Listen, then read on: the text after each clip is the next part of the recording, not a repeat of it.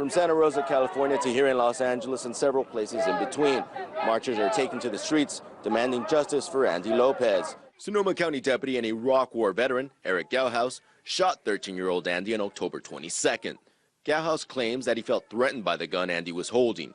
The gun turned out to be a toy, which resembles an AK-47. Weeks after the shooting, Andy's death is still stirring up strong emotions.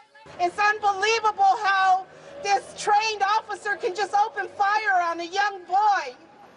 We're out here so it doesn't happen to another family.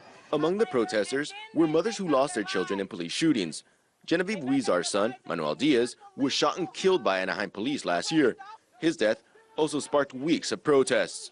The DA is justifying the crime, the juries are justifying the crime, and cops are getting away with murder throughout the United States.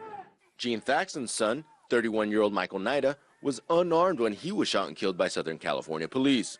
Officers mistook Naida for an armed robber and shot him in the back after he ran from police.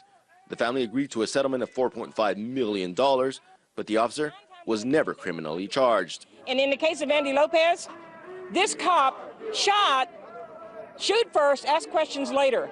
Shoot first and ask questions later. That's what they did with my son, that's what they did with her son, that's what they did with her son. Protesters believe the shooting is part of a troubling trend of over-aggressive policing in the U.S. The thing about the Andy Lopez case is that it is a child, and what we're seeing is the militarization of our police departments here. We need to start addressing this issue about police brutality. It is true. I think it's stupid for us to say police brutality has never existed, because it does. We see it happening everywhere, all the time, and all across the land. The FBI is still looking into the Andy Lopez shooting. As his family continues to mourn, supporters will likely continue to rally on the streets, demanding justice for Andy Lopez and other victims of police violence. In Los Angeles, Ramon Galindo, RT.